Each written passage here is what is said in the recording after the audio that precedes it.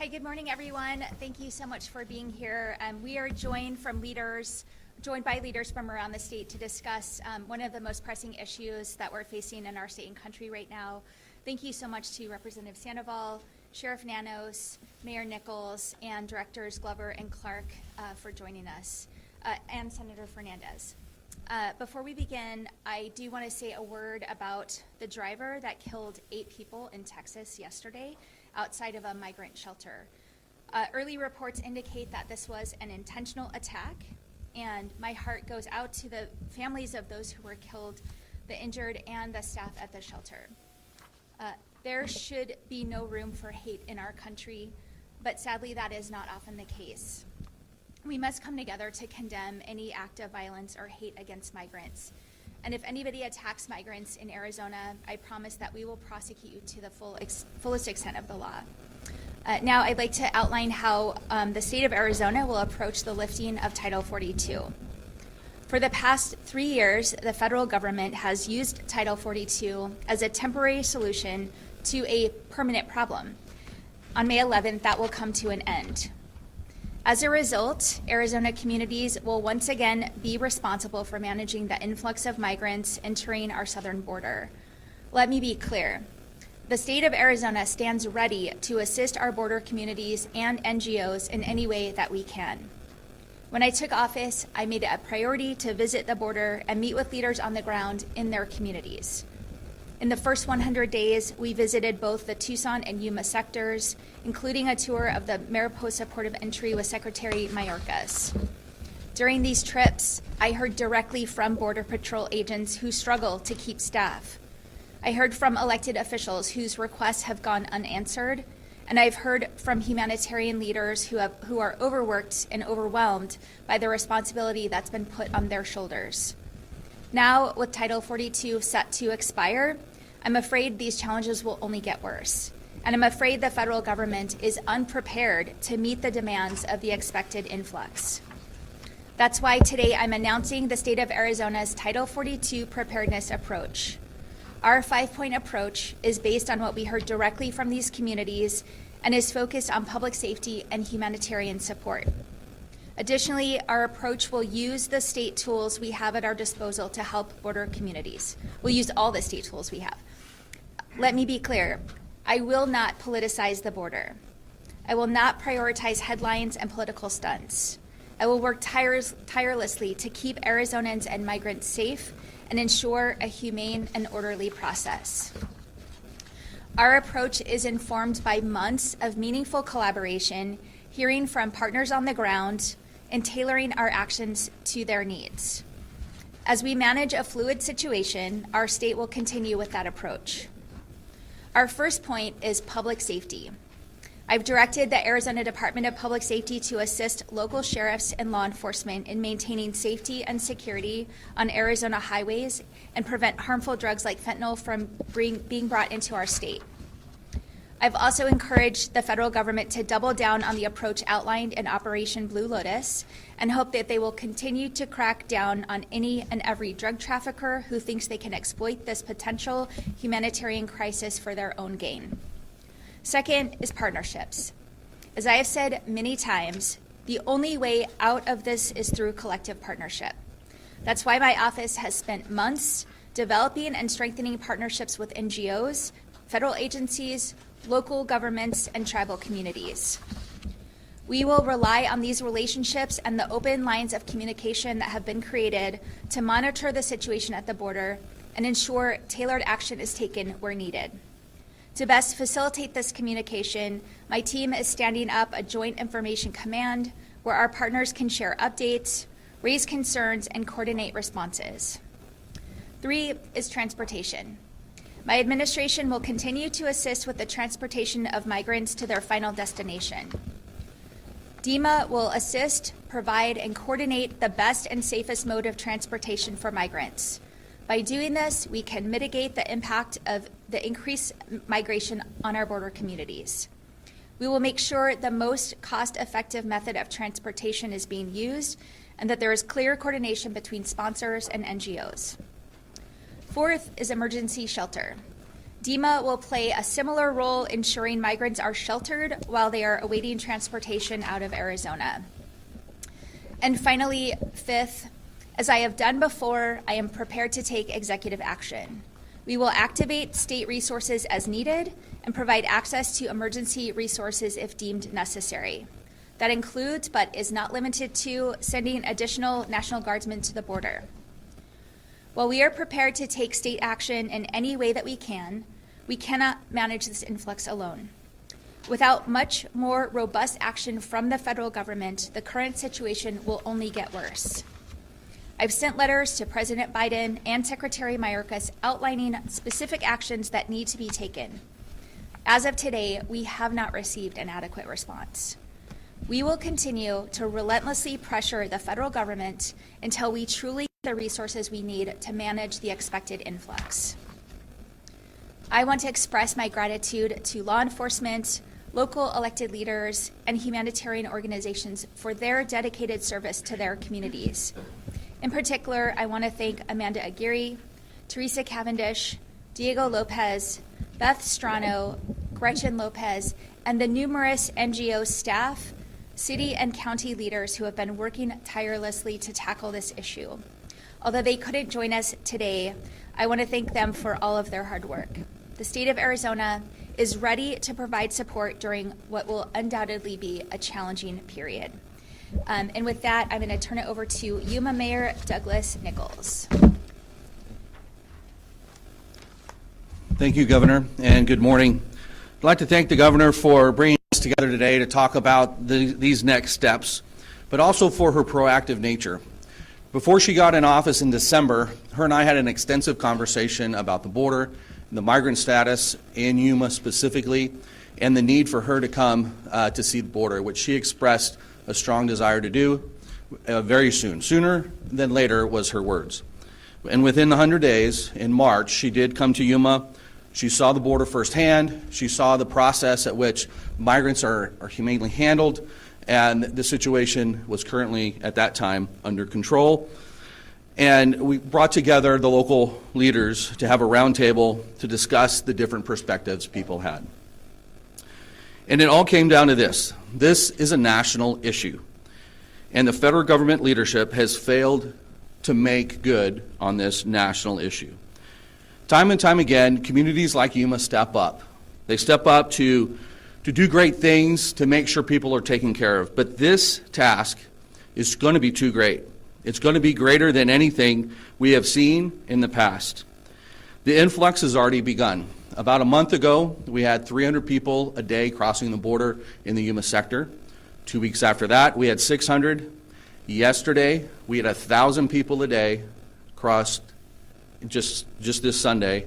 And this morning at 8 o'clock, there was already 500 people that have crossed into the Yuma sector. This is not stopping anytime soon, and is very troubling. And the governor has set up these systems in order to help make sure that our border communities can remain safe places to live, that they're not negatively impacted by this negative national discussion about an unsafe border. And her prioritization of transportation is extremely important. In Yuma, there are very limited options for general commercial transportation, and so to have the government step in is a necessary step. Unfortunately, it's the state government and not the federal government. My top priority every day is the citizens of Yuma. And in this crisis, what's good for the citizens of Yuma are also good for the state and the citizens of Arizona. I'd like to turn it over now to Representative Sandoval.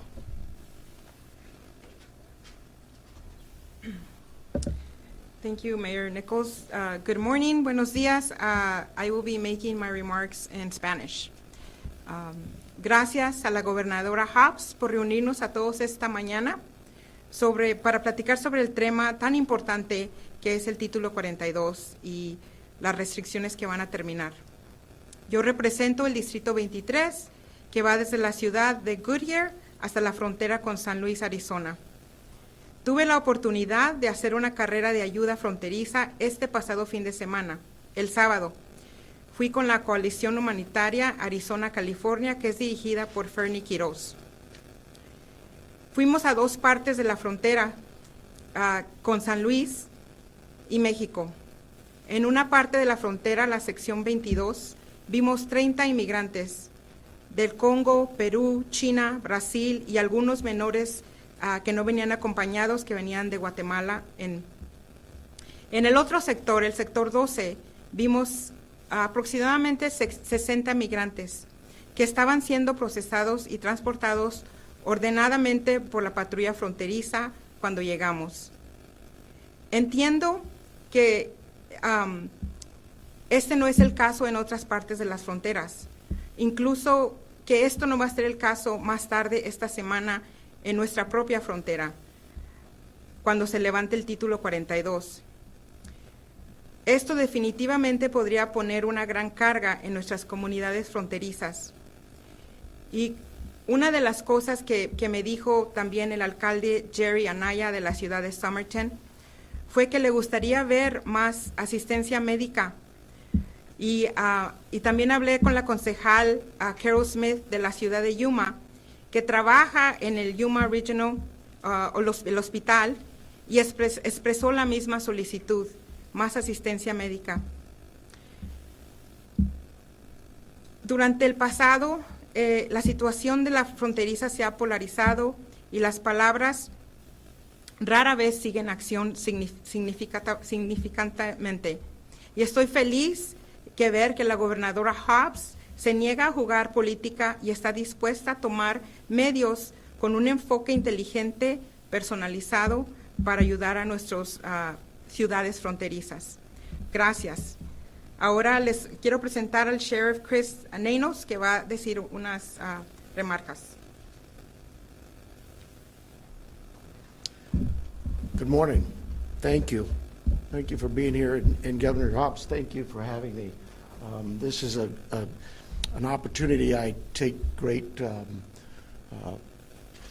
not just pride, but take quite seriously.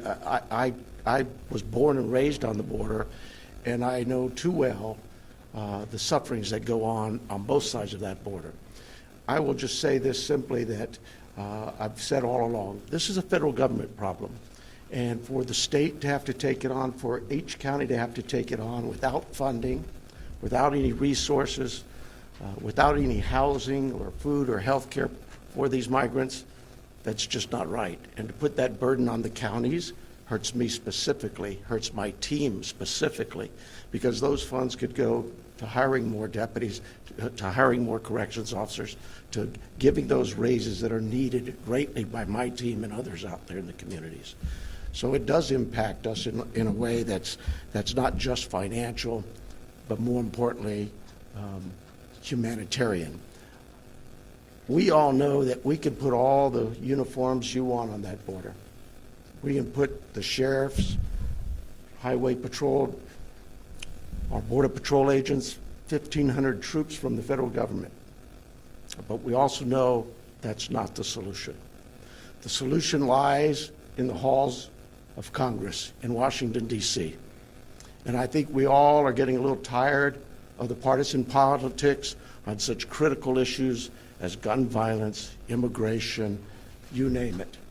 It's time that we hold those we elect to office accountable, that we make them stand up and do something, make an effort to reach across that aisle and get things done.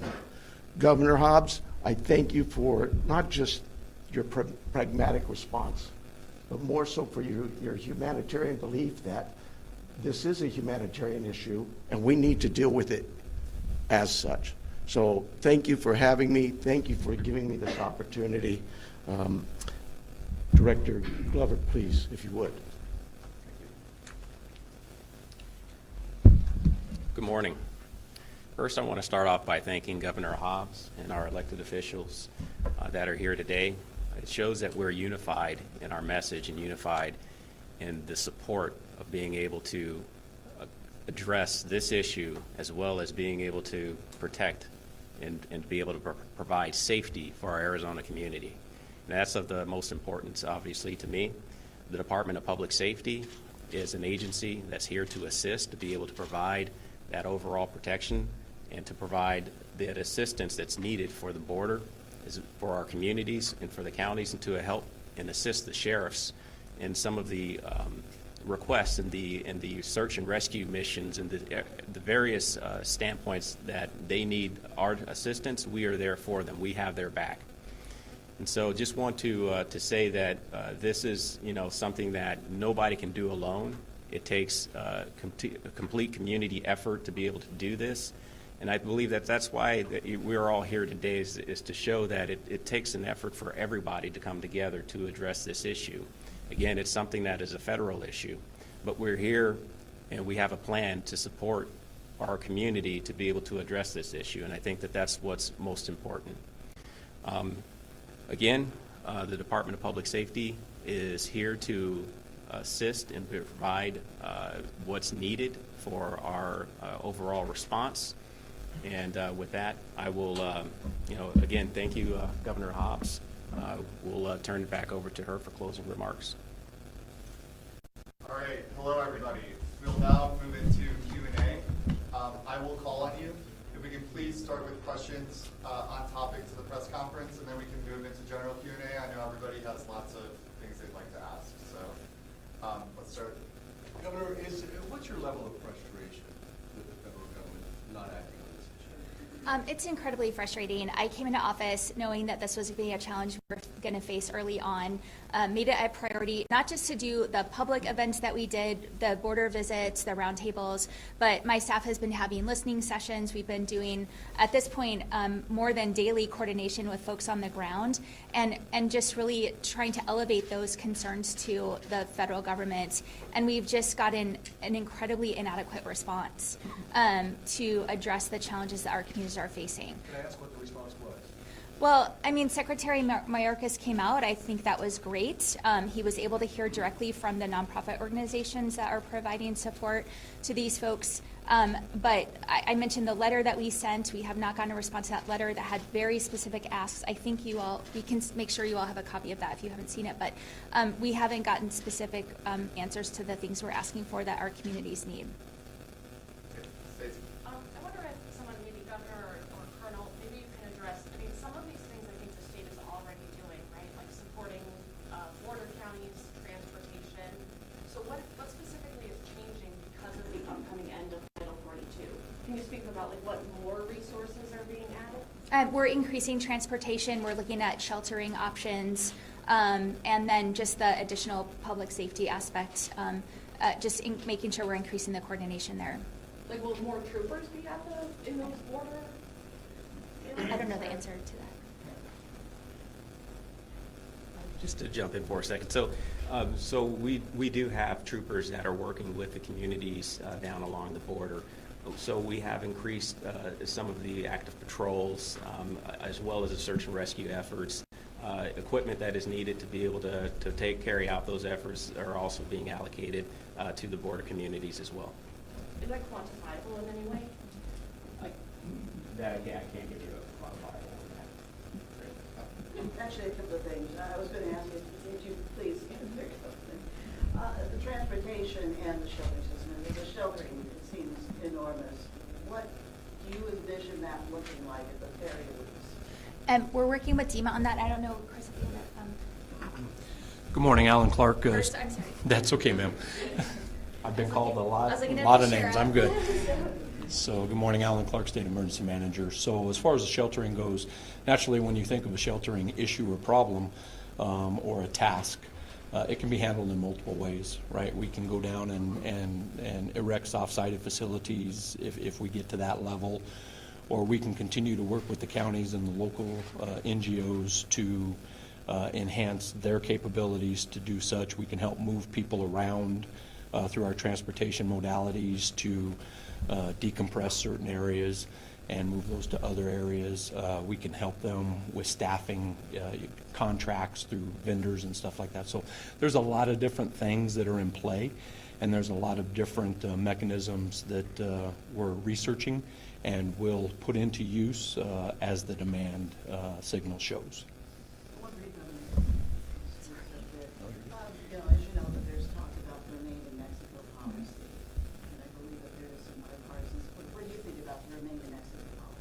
Well, I don't think that's an answer to the problem we're facing. There is no question that the lifting of Title 42 on Thursday is going to increase the flow of migrants, legal migrants into the United States. And so that's what we're focused on right now, is addressing that immediate need and how we can respond to that. All right. Let me start with you, Governor. I appreciate all you're saying. Where's the money for all this going to come from? You know, heck, we haven't even settled on a supplemental budget. How much is all this going to cost? Well, I don't have specific dollar figures. I know that we are looking for resources everywhere they're available. One of the specific asks we had from the feds was finalizing the shelter, the new FEMA shelter program, which is probably going to be a cost reimbursement situation, but they don't even have that finalized yet so that's, adding to the frustration. There was money appropriated in last year's budget. That's what's being utilized for the transportation. And there's funding remaining there. Okay, let me ask you a sort of related question. Come on back to the mic. You speak back there, it doesn't matter. It doesn't count. You mentioned increased patrols and everything else. DPS has a finite number of sworn officers. Given what additionally you're going to be doing, what is not going to get done? Are some roads just not going to be patrolled at night? Some areas, down, I'm going to speak down Division 9, down Sierra Vista. I mean, what's going to fall off the table here? So it's not going to impact our patrols in other areas. What we're doing is just increasing the patrols and how we're actually managing the resources, especially those related to maybe specialty units being able to be available to also assist in that area. So it doesn't take away from the actual active patrols in some of the areas that we're concerned with in terms of high fatality type collision areas. Those are areas that are still being actively monitored and patrolled as well. Question for the governor and then for Mayor Nichols. Governor, the transportation, does that include transporting migrants out of the state? Because I think you're still doing it. Yeah, we're doing that. So where are they going to go? How much more is that going to cost? That's been an ongoing effort, and we are connecting them with where they have support and sponsors, whatever their final destination is. And we've changed the program from the prior administration to make sure that we're getting folks there as efficiently as possible. I think before there were just buses going to Washington, D.C., and we're focused on getting them where they need to go. And how many troops does Arizona receive? It's a small number. Do you remember? We'll get Yeah, back to you. You don't know? we do. I just don't remember it. I'll get the number Yeah. to you. The frankly administration's been a little watching on it, so I'll let you know. Mayor Nichols, are you seeing street releases yet? How likely is that to happen in Yuma? We have not seen street releases yet, but at the 1,000-person-a-day pace, and that ever increasing, it only takes a few solid weeks of that before we're out, and it could be sooner than that. It depends on how quickly DHS can decompress from the Yuma sector. That's been more and more difficult as in the recent past, decompression's been able to happen because not every sector was busy. Now every sector's busy, so decompression then has to be more internal, and DHS has a lot less resources internal. So once Border Patrol gets overwhelmed and the NGO is overwhelmed, then that's where we hit street releases. Yes, right there. Thanks. This is for the governor and the mayor as well. Governor, you talked about you won't issue executive orders if it comes to that. And Mayor, we talked about this when we spoke last week. The Border Patrol is worried that as many as 4,000 people could be coming across daily. How quickly is it going to, what are the what levels do things have to hit before you start implementing a more expedited deal on the border?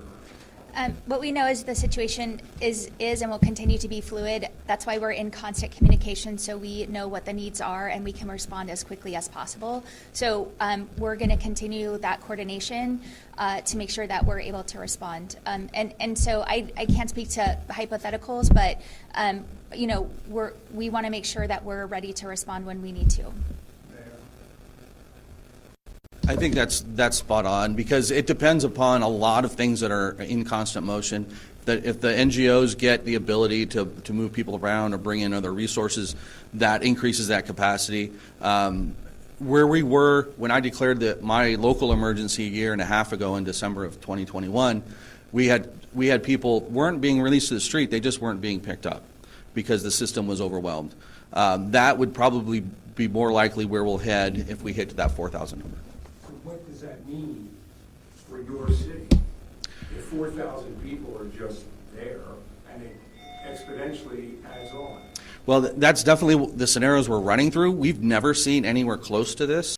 And so we're trying to figure out exactly that answer. I wish I had the answers, and if anybody does, I'm open. But this is uncharted territory, and so we're looking for all the answers we can. Definitely pushing on the federal government, but with the governor's plan, that helps to at least know we have a backstop here within our state. Governor, a couple of questions. First, I'd like to get some more details on the transportation aspect. Is this just going to be asylum seekers like Governor Ducey was doing last year? Is this going to be all migrants, regardless of status, to other parts of the country? It's legal migrants, but I don't know if you want to speak more to that. Certainly. So, when you look at this as a humanitarian effort, so we're looking at anybody coming across the border that needs help, we're going to try to help. We will take them, as the governor has pointed out, and it was actually her agenda item and pressing that, yes, last year we were moving people to Washington, D.C. Only and specifically, and under this governor, we've been asked to expand that to other states, also intrastate. So we will, as been mentioned, we will be helping with buses to move people from rural parts of Arizona to more populated parts of Arizona, and then further out of the state of Arizona as needed. So. I'm not sure that answers the question in terms of are these people who are applying for asylum, are these people who just happen to cross and are here, or what? So if the people that are released by Border Patrol into our communities are the ones, and I apologize for not answering that directly. Again, we're going to help a human being. If they're released from Border Patrol, we're going to help that person.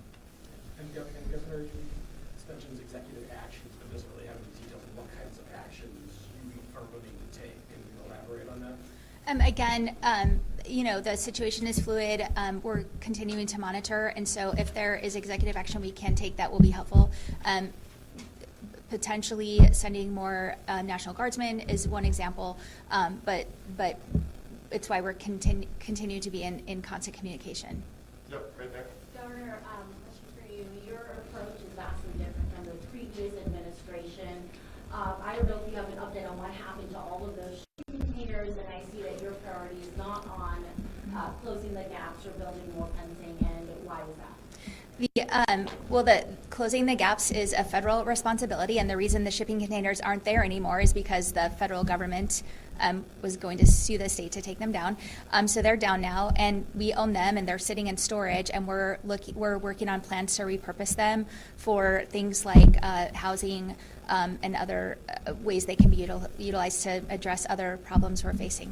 How much money was spent on that project that is it potentially wasted? It was a lot of money. I can get you that information, just shooting around. Yes, right there.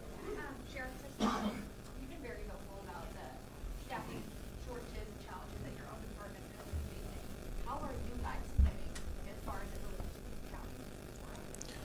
Well, we work closely with our Border Patrol agents and always have. I think Colonel Glover would say the same. Law enforcement's always worked together, particularly on the streets where it needs to be happening, and that won't change. But Chief Modlin, who directs the Tucson sector, the largest Border Patrol sector, I think he has over 5,000 agents. A big job. We talk weekly, we talk daily. Whatever needs to be done, we'll help him. He helps us. But the one thing we're both very clear on, I do not want to be doing his job, nor should I, and he doesn't want to do our job, nor should he. This is really, to me, our federal government needs to figure it out. it's ironic to me how you can sit there and try to deal with those who are outside our walls, outside our borders, and yet you can't even come up with something as simple to deal with those who are already here, our dreamers. What is, I don't know, I give up. I don't know what's going on in Washington, but I'd challenge them, I'd ask you to do the same. Let's get some legislation that actually reforms our immigration process so that these who do want to come here lawfully can actually do so in less than 10, 20 years. You all had mentioned sending National Guardsmen to the border. How many do you anticipate sending, and can you elaborate on what their role would be there? No, I can't. It's a tool we'll use if we need to, based on what's happening on the ground. So it's an option we have, but we haven't committed anything specific yet, and don't plan to until we know for sure if that's something that's needed. Governor? Oh, hi. So there are 5 bullet points here, 5 sub-headlines. Public safety, partnership, transportation, executive action, shelter. You haven't been able to provide any numbers about public safety, about how many troopers or new officers are going to the border, no numbers on how many new buses we're sending out of state, no details on executive action.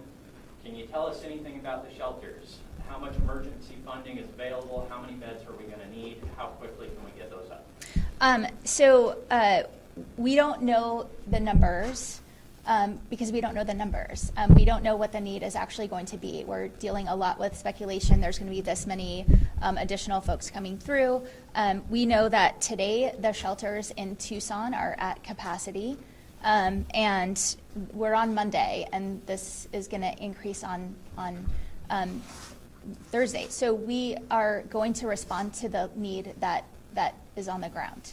But you've got to have some projections, some kind of goals at least. How much would you like to put into this, if you could? I don't know if you have more specifics on shelter. No, ma'am. You addressed it, and again, one of the things it's gonna sound like I'm skirting your question or skirting it, but I'm not. The bottom line is we don't know. We don't know what those numbers are going to be. If we had unlimited pots of money and unlimited resources, then we would say that we would use unlimited pots of money and unlimited resources.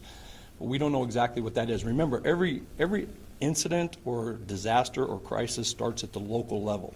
So we are partnering with the local level who is trying to manage, who then is going to the county and they're trying to manage, and then we're partnering with them. So the bed availability and all these numbers that you hear about are from the NGO and the county level right now, and we're in constant contact with them. But until we have exact numbers, we don't know what is exactly going to be needed, sir. Sorry. And Governor, are you going to be asking for any, we're doing a budget right now. Are you going to be asking for any supplemental appropriation? I mean, we're allegedly passing budget in the next week or so. What are you asking for to fulfill these goals? Yeah, let me just touch on the shelter. We know there's going to be additional federal resources coming from the Shelter Services Program. There's actually a very large pot of money, and one of our specific asks in the letter was to focus those resources on the border communities. Right now we're in competition with all of the states for that funding, so that's one of our specific asks. That's going to be reimbursed as far as we know. So we're going to be relying heavily on that source of funding. And aside from that, you will see increased homeless funding in the budget. I will tell you that's not the intent. Isn't necessarily to be used on this shelter. We shouldn't have Arizonans paying for something that is a federal government responsibility, and that's what our priority is going to be. All right, guys, let's open it up to broader questions. I know everybody has a lot Governor, of right, you got so can we, hold on, please. Howard, you have an additional? I'm still wounded, so I'm sorry. taking a little bit of sympathy. Okay. Governor, when you did your State of the State, and when you did your budget, you said we are going to end the expanded voucher program, the expanded ESA. We're going to repurpose the money.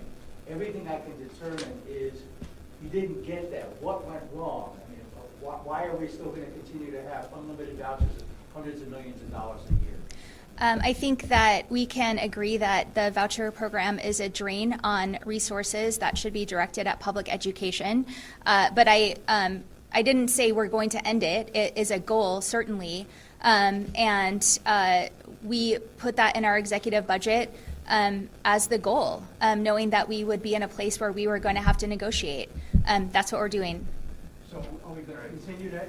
All right, Is enrollment, real simple, is enrollment going to continue to be unlimited? I'm not going to negotiate the budget here. Governor, right here, please, not real talk, I'm showing you. May 11th is going to be the deadline, as we all know. And I was wondering, what is your bucket list? Like, after this is what's happening, have they been cooperative with you, with your administration, with them? I know we're both Democrats, but at the end of the day, sometimes we have to agree to disagree. Are you having a smooth sailing with them? And my second question is, for congratulations, Jeffrey, for your new job as a colonel. I appreciate you, and I just want to ask you, for safety of our state of Arizona, what measures are you taking place? Because you got assimilated into the whole countries of 50 states. Can you elaborate, both of you, on what's about to come in the future? Well, I think we're focused right now on this very specific piece of the whole immigration and border puzzle, Title 42, which, as I said at the beginning, has been a temporary solution to what is a permanent problem, and we need comprehensive immigration reform, which is an act of Congress, not something I can, sign an order and do. That being said, this is the specific issue we're focused on, and I think I've expressed my frustration with the federal government's response to something that we knew was coming, and we've said over and over again that we need a plan to address it, and just the information we're getting about that plan has been much less than adequate. And we got Biden, President Biden, is okay there? Governor Hobbs, I'm going to focus on the issue at hand here. We talk a lot about transportation, the flow of people across the border. What about drug trafficking? I don't think we mentioned the words drug trafficking once during the press conference. Fentanyl is killing thousands and thousands of people, many Arizona residents dying from fentanyl. A lot of that comes over the border. A lot of it comes over Santa Cruz County's border. And I think any border expert would agree the flow of people is often used to mask and distract with the drug trafficking. What are you doing to address the flow of fentanyl and other dangerous drugs coming across the border that may be coming across with this flow of people we're going to see in the next few days? Yeah, so, I think when Secretary Mayorkas was here, he announced Operation Blue Lotus, which in its first week got 900 pounds of fentanyl from coming across. So we're in part of our request to them was to continue that operation. And our law enforcement is working with the federal agencies on that issue. And we know that folks who are trying to get these substances into our country are using this humanitarian crisis to exploit people and make that happen. So it's certainly part of our focus. And I can't help but notice, no disrespect to Sheriff Manos, he's a great guy, but you don't have any border sheriffs here. FEMA County's not on the border. Yes, it is. We have the largest border of any county in the nation with Mexico. All right, great. Next question. Governor, you knew this was coming. You knew that Title 42 was coming. Sorry, excuse me. You've been going around. You haven't picked me. You told me you're going to get me. You vetoed, despite the fact that you knew this was coming, you vetoed a number of border security bills, including, to build on his question, bills to strengthen penalties for drug trafficking, like fentanyl. Why did you pick now? Why did you pick when Title 42 is about to end, to finally say, you know what, I'm going to get serious about the border? Thanks for asking that question. This certainly is not the first action we've taken on Title 42. As I said, from day one, we have been focused on this issue. We've been meeting with community leaders, both publicly and privately, with listening sessions, and we're in more than daily communication with folks on the ground to address what we need to do to respond to this crisis. We knew it was a crisis that was coming, and we've been planning for it since day one. Why not use Arizona State power bills to be introduced this afternoon? Can you talk about your office's role in negotiating those proposals, and are you satisfied that what's coming later this afternoon would get your signature if it made it to your desk? We've been meeting with Republican leadership and Democratic leadership for a couple of months now to negotiate what you'll see in the bills that are introduced this afternoon. I knew from day one that to get a budget over the finish line, it had to be bipartisan. We are going to have to give some things up. The Republicans are going to have to give some things up, and I think you'll see that in the bills that come out this afternoon. All right, everybody, we're going to do a last question. Can somebody speak to how many Arizona Guards soldiers are at the border now? Like, we talked about adding more, but how many are there now? I think we can get back to you on that number. There are some? I'll get you that number. All right, thank you, everybody. We're going to call it wraps. Appreciate your attendance.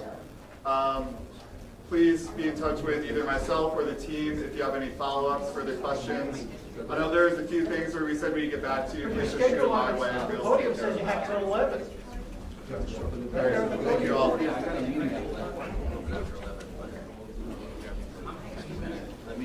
Hey, legendary Christian.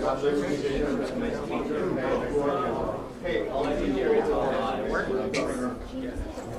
like your thing. That's exactly it. I'll give you more information on some of those specifics.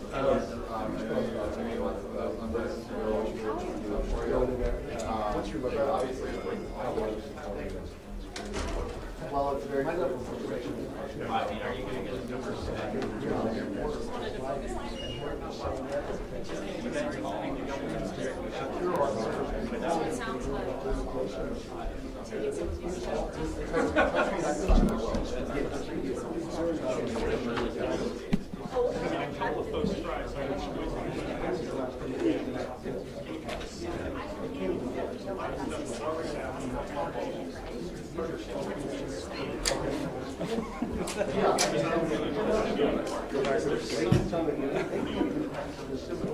Yes.